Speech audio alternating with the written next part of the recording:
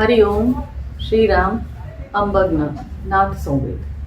હું સેજલ વીરા અધિકારી સુરત ઉપાસના સેન્ટરથી બોલું છું. હું બાપુ સાથે લગભગ છેલ્લા 23 વર્ષથી સાનિધ્યમાં છું.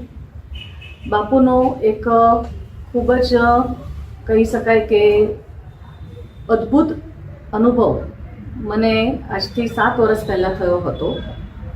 એ દિવસ હતો 29 જૂન 2015નો દિવસ. એ દિવસે હું ઘરમાં એકલી હતી. એ દિવસે મારા હસબન્ડ અને હું બે જ એકલા જ રહીએ છીએ ઘરમાં. મારા હસબન્ડ કામસર મુંબઈ ગયા હતા અને હું ઘરમાં એકલી હતી. હવે હું ટ્યુશન્સ કરું છું, તો આમ તો મારો આખો દિવસ ટ્યુશન્સમાં જ નીકળી જતો હોય છે. હવે એ દિવસે મારા ભાઈની એનિવર્સરી હતી, એટલે રાત્રે 8 વાગે ટ્યુશન પત્યા પછી મારા ભાઈનો ફોન આવ્યો કે બેન તું એકલી હોય તો આવ થોડે વખત મારી પાસે. તો હું મારા ટ્યુશન પતાવીને લગભગ 8:15 8:30ની વચ્ચે મારા ભાઈના ઘરે એમને મળવા અને વિશ કરવા માટે ગઈ. તો ત્યાં પહોંચ્યા પછી વાતમાં અને જમવા કરવામાં અમારો ઘણો સમય નીકળી ગયો અને લગભગ 11 11:15 વાગ્યા. એટલે પછી હું મારા ભાઈના ઘરેથી પાછી ઘરે આવવા માટે નીકળી. હવે મારા ભાઈનું ઘર મારા ઘરથી લગભગ 2 કિલોમીટર દૂર છે. એટલે રાત્રે 11:15 વાગી ગયા હતા અને હું 2 વ્હીલર પર હતી અને હું મારા ઘરેથી મમ્મીના ઘરેથી રિટર્ન થઈ રહી હતી. હવે મારી આદત શું છે કે હું કશે પણ બહાર નીકળું અને જ્યારે હું ડ્રાઈવ કરતી હોઉં ત્યારે મને છે ને કંઈક જપ કે કંઈ પણ બોલવાની આદત હોય છે, કે હનુમાન ચાલીસા એવું કંઈક પણ. તો હું ત્યાંથી નીકળી અને હું મનમાં હનુમાન ચાલીસા બોલતી હું મારા ઘર તરફ પાછી આવી રહી હતી. હવે થોડુંક લગભગ 1 કિલોમીટર અંતર કાપ્યા પછી હું મારી ધૂનમાં ચલાવતી હનુમાન ચાલીસાના જપ કરતી હું ગાડી ચલાવતી હતી. એટલામાં શું થયું, હવે રાતનો 11:15નો સમયનો હતો. એટલામાં બાઇક પર 2 છોકરાઓ પાછળથી મારા નજીક આવ્યા અને એમણે શું કર્યું કે એકદમ નજીક આવીને મેં મારું પર્સ લટકાવેલું હતું મારા ખભા પર અને હું ગાડી ચલાવતી હતી. તો એટલામાં એ લોકોએ નજીક આવીને ઝટકા સાથે મારું પર્સ ખેંચ્યું અને ખેંચીને એ લોકો આગળ નીકળી ગયા. પણ ઝટકો મારવાને લીધે મારું બેલેન્સ આખું હાલી ગયું અને હું સીધી મોઢાના બળ પર જઈને જમીન પર પડી અને જે મારું આખો ફેસ સીધો જઈને જમીન સાથે અથડાયો ને એટલો જોરથી અથડાયો હતો કે હું ત્યાં બેહોશ થઈ ગઈ, બેભાન થઈ ગઈ. હવે મને આ બધું એટલું ફ્રેક્શન્સ ઓફ સેકન્ડમાં બન્યું કે મને કંઈ કલ્પના જ નહીં આવી કે આ શું થઈ ગયું ને શું નહીં. અને પછી ત્યાં હું બેહોશ પડી હતી. હવે એ બેહોશીના પછી મને લગભગ અડધી રાત્રે 3:30 4 વાગે મને ભાન આવ્યું. હવે ભાન આવ્યું ત્યારે હું હોસ્પિટલમાં હતી. હવે એ દરમિયાન કે લગભગ જે મને એક્સિડન્ટ થયો ત્યારથી લઈને 3:30 4 વાગ્યા સુધી શું બન્યું તે મને કંઈ જ ખબર હતી નહીં. પણ પછી ત્યારે તો શું થયું, બીજા દિવસે મને એટલો બધો આખા મોઢા પર ને નાકમાં 2 ફ્રેક્ચર પડ્યા. પછી મારું નાકનું ઓપરેશન કરવું પડ્યું. બીજા દિવસે ઓપરેશન થયું. એમ કરીને 2-3 દિવસ હું હોસ્પિટલમાં રહી અને 3 દિવસ પછી મને ડૉક્ટરે રજા આપી કે તમે ઘરે જઈ શકો છો, પણ ઘરે તમારે આરામ જ કરવાનો છે. હવે આ પરિસ્થિતિમાં એવું થયું કે મારા આ એક્સિડન્ટની જાણ મારા ભાઈને કે જેમના ઘરે હું ગઈ હતી અને મારા હસબન્ડ જે મુંબઈ ગયા હતા એમને કેવી રીતે થઈ તે હું તમને કહેવા માંગુ છું. હવે હું તો આવી રીતે આ બધી વસ્તુની જાણ મને પછીથી થઈ કે હું તો બેભાનતા રસ્તા પર પડી હતી. લગભગ હું તમને કહું કે હું અડધો કલાક નહીં પણ 20 મિનિટ તો પાક્કી જ હું રસ્તા પર જ બેહોશ પડી રહેલી. પછી મને ખબર પડી કે એક કાકા કાકી ત્યાંથી પસાર થતા હતા અને 2 મુસ્લિમ છોકરાઓ ત્યાંથી જતા હતા.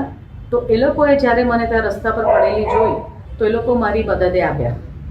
એમાં શું થયું, જે કાકા કાકી હતા એમણે તરત જ અમારી 108 એમ્બ્યુલન્સ છે એને બોલાવી અને પેલા જે 2 મુસ્લિમ છોકરાઓ હતા એ લોકોનું કહેવું એવું છે, મને આ વસ્તુ કંઈ જ યાદ નથી, પણ એ લોકોનું કહેવું એવું છે કે તમે તમારા હસબન્ડનો નંબર આપ્યો અને એ નંબર પરથી એ લોકોએ ફોન કરીને મારા હસબન્ડને મુંબઈ જાણ કરી કે આવી રીતે તમારી વાઈફનો એક્સિડન્ટ થયો છે અને અમે એમને હોસ્પિટલ લઈ જઈએ છીએ. અને બીજું કે મારા ભાઈનું એડ્રેસ કે જે અહીંયાથી નાનપુરા રહે છે, તો એમનું એડ્રેસ પણ એ લોકોનું કહેવું એવું છે કે મેં આપ્યું છે, પણ મને કોઈ જાણ નથી કે મને યાદ નથી કે મેં કોઈ એડ્રેસ આપ્યું હોય કે કોઈ મેં ફોન નંબર એ લોકોને આપ્યો હોય મારા હસબન્ડનો. પછી મારા હસબન્ડને જેવો ફોન ગયો એટલે તો તરત જ મુંબઈથી નીકળીને સવારે 6 વાગ્યા સુધીમાં અહીંયા પહોંચી ગયા સુરત. અને પછી જે ટ્રીટમેન્ટ વગેરે લેવાની હતી તે બધી ટ્રીટમેન્ટ અમે ડૉક્ટરે મને આપીને ઓપરેશન પણ મારું થયું. હવે આ બાજુ શું થયું કે જેવું એ લોકોને ફોન નંબરની અને એડ્રેસની ખબર પડી એટલે પેલા જે મુસ્લિમ છોકરાઓ હતા એ લોકો મારા ભાઈના એડ્રેસ પર પહોંચ્યા અને ત્યાં જઈને મારા બ્રધરને જાણ કરી કે તમારી બહેનનો આવી રીતે એક્સિડન્ટ થયો છે અને એમને હોસ્પિટલ લઈ જઈએ છીએ. અને જે કાકા કાકી હતા તે મને 108 એમ્બ્યુલન્સ બોલાવીને લઈ ગયા મને હોસ્પિટલ ને ત્યાં મને એમણે એડમિટ કરી. અને એડમિટ કર્યા પછી હવે જેવી મારા ભાઈને જાણ થઈ એટલે તરત જ મારા ભાઈ હોસ્પિટલ પહોંચ્યા. હવે એ 2 મુસ્લિમ છોકરાઓ હતા, એ લોકોએ શું કીધું મારા ભાઈને કે આ હોસ્પિટલમાં તમારી બેન એડમિટ છે, તમે જાઓ અંદર. તો મારા ભાઈએ એ લોકોને કીધું કે તમે આવો ને સાથે.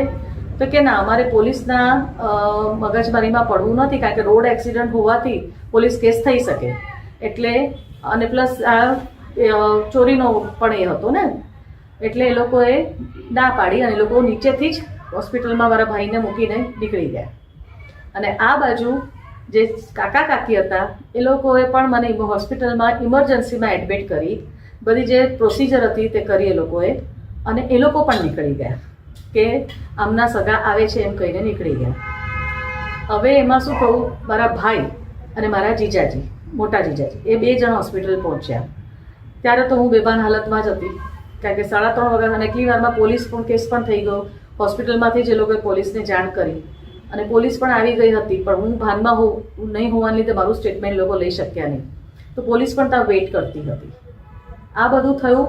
એમાં પછી 3:30 વાગે જ્યારે મને ભાન આવ્યું, મને લિટરલી ખબર પડી કે હું હવે ભાનમાં છું એટલે હું વાત કરી શકું છું, તો પોલીસે મારું સ્ટેટમેન્ટ લીધું અને પોલીસ તે વખતે જતી રહી અને પોલીસ કેસ પણ થયો. હવે શું થયું કે આ ત્યાર પછી બધું 2-3 દિવસ તો ટેન્શનમાં જ ગયા, કારણ કે બહુ જ વાગ્યું હતું, પ્લસ ઓપરેશન મારું થયું હતું.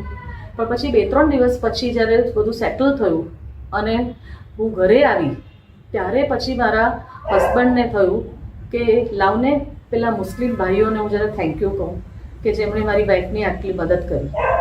તો હવે 3 દિવસ પહેલાં જ એ નંબર પરથી ફોન મારા હસબન્ડને ગયો હતો, એ જે છોકરાઓ હતા એમના નંબર પરથી. તો મારા હસબન્ડ એ નંબર શોધે છે પણ એ નંબર જ નહીં, એ નંબર જ આખો ગાયબ મારા હસબન્ડના મોબાઈલમાંથી. આ વસ્તુ તો શક્ય જ નથી કે જે 2 દિવસ 3 દિવસ પહેલાં બન્યો હોય બનાવ અને 3 દિવસમાં એ નંબર જ આખો જતો રહે, કારણ કે અને જોયું તો એ નંબર મળે જ નહીં. અને બીજી બાજુ પેલા કાકા કાકીનો તો કોઈ પત્તો હતો જ નહીં. અને આ રીતે હું ખરેખર બાપુની ખૂબ ખૂબ ઋણી છું. અને ડગલે ને પગલે બાપુ મારી સાથે હોય જ છે. ડગલે ને પગલે એવા તો ઘણા નાના નાના અનુભવો મને થાય છે, જેમાં હું ખરેખર મહેસૂસ કરું છું કે મારો બાપ ખરેખર મારી સાથે જ છે. હરિઓમ અંબક નાથ સંગીત.